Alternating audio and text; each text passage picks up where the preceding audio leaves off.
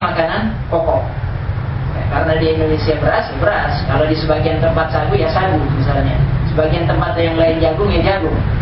Tapi sebagian ulama yang moderat, di antaranya Yusuf Qaradawi, yang mengatakan tidak demikian. Jadi kita harus melihat ilahnya, sebabnya kenapa Rasulullah menyuruh ketika itu makanan pokok. Nah, pada masa sekarang kalau orang disuruh makanan pokok itu tidak memberikan maslahat yang besar, karena kebutuhan orang sekarang ini banyak. Bisa jadi dia makanan pokoknya berasnya sudah banyak, sementara dia punya kebutuhan yang lainnya. Nah, sekarang yang banyak beredar di masyarakat adalah uang. Kalau kita lihat rumah-rumah setiap Muslim, itu sebagian besar pasti menyimpan uang. Belum tentu beras dia menyimpan banyak, tapi kalau uang biasanya dia simpan uang.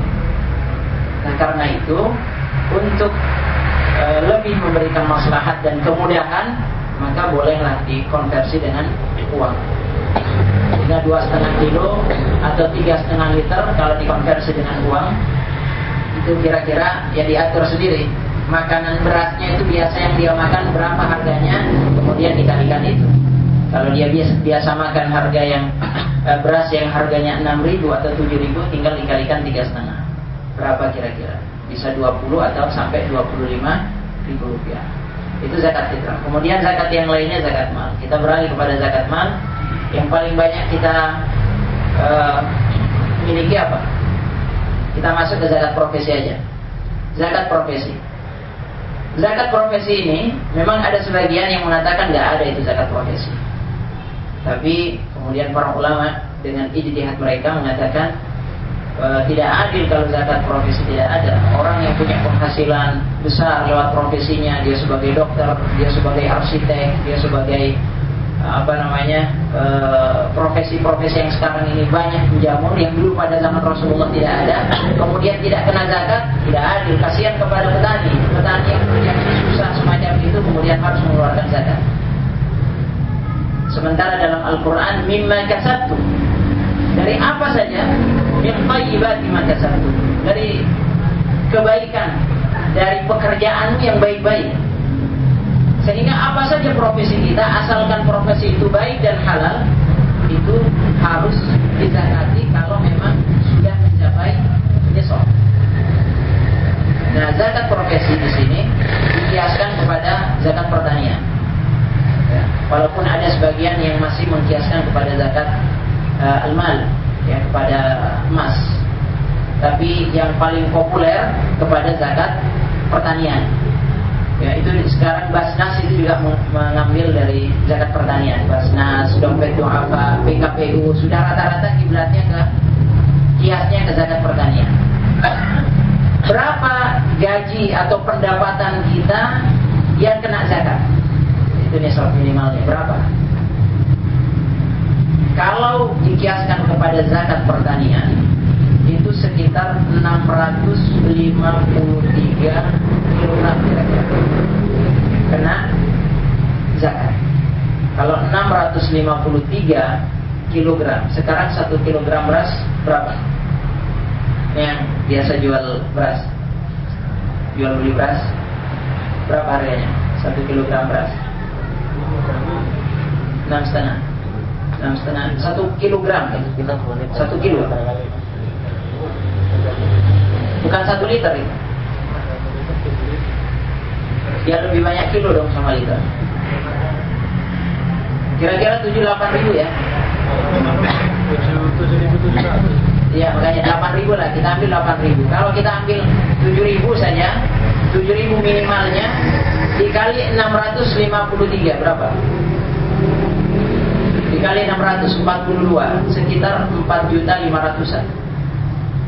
Kira-kira ya 4.500.000-an. Jadi kalau antum dapat gaji ya dalam sebulan atau dapat pendapatan dalam sebulan ya dari profesi antum sekitar 4,5 juta, itu sudah kena zakat profesi. Itu kalau kita ambil harga 7 juta ya. Sebab ada juga yang menghitungnya itu ke gabah baru, kemudian kalau gabah di 650 kilogram gabah bersih jadi beras berkurang jauh, jadi 500 sekian gitu. kalau ngambilnya semacam itu, ya tentu jauh lebih berkurang. 560-an kira-kira, kalau dikali 7 berapa jadinya? 3.700.000-an. 3.700.000-an. Artinya selisih dengan yang tadi. Kalau ambil gabah. Tapi yang lebih tepat menurut fatwa yang dikeluarkan oleh Dewan Syariah itu adalah langsung ke berasnya. Karena kurma itu nggak pakai diolah lagi, langsung dimakan. Kenapa kita ke gabah yang harus diolah lagi? Gandum itu juga semacam itu, bisa langsung diolah. Jadi yang paling tepat adalah ke berasnya, bukan ke gabah. Semacam itu. Nah ini ikhwafillah rahmatullah. Jadi kalau kita ambil yang tadi 4 juta lah minimalnya 4 juta. Kalau antum punya gaji 4 juta dalam 1 bulan, keluarkan zakatnya 2,5%. Tanpa menunggu 1 tahun. Tanpa menunggu 1 tahun. Ini nggak pakai hitungan haul kalau zakat profesi. Sama seperti pertanian. Pertanian itu sekali panen harus keluarkan. Nggak perlu menunggu 1 tahun. Itu pertanian. Jadi setiap kali panen dia keluarkan zakatnya. Kita juga semacam itu. Ini yang profesi ya. Jadi mereka yang berprofesi sebagai pegawai, ya, dokter, insinyur dan sebagainya, dengan profesi semacam itu, akuntan dan sebagainya, nah itu ketika dia mendapatkan gaji, dia keluarkan zakatnya 2,5% kalau memang pendapatannya sudah 4 juta ke atas, ya, 4,5 ke atas.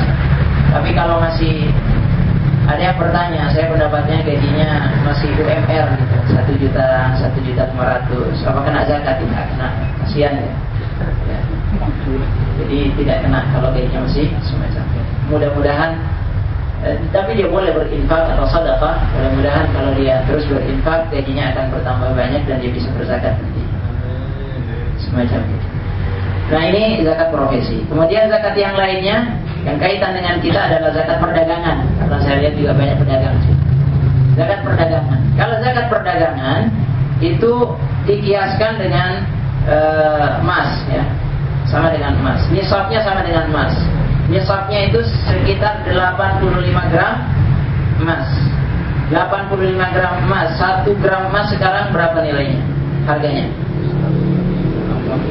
400, 300 atau 400? 400 kali 85 berapa?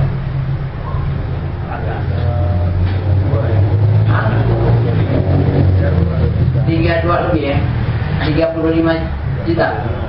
Nah kalau dia punya aset yang diputar, yang didagangkan, nah ini juga perlu dipahami bahwa dalam zakat perdagangan yang dikeluarkan itu, yang dihitung adalah aset yang berputar yang memang didagangkan, yang dia dagangkan. Misalnya dia punya toko baju,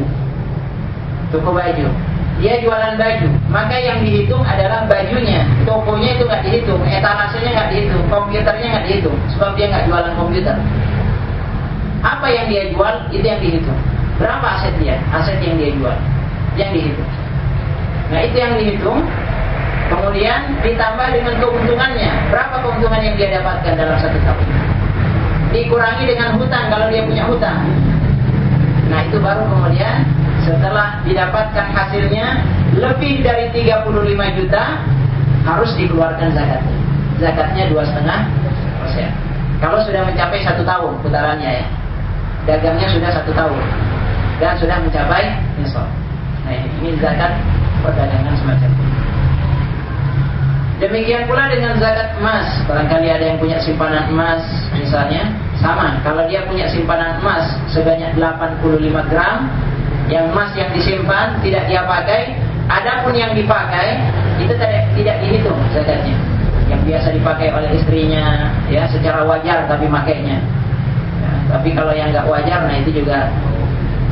Sebab ada juga misalnya dia punya emas 100 gram. Kebetulan dia punya banyak perhiasan mungkin. Untuk mengambil celah, sebab ada juga yang ingin mengakal-ngakali agama gitu. Akhirnya dia pakai emas gelang dengan jumlah gram yang cukup besar, misalnya 10 gram, kemudian antiknya juga ini dipakai setiap hari. Akhirnya kalau dihitung-hitung 30 gram yang dia pakai, 100 dikurangi 30, 70 gram, berarti nggak kena zakat. Nah ini yang dipakai secara wajar. Yang dipakai secara wajar meninggal, nggak lebih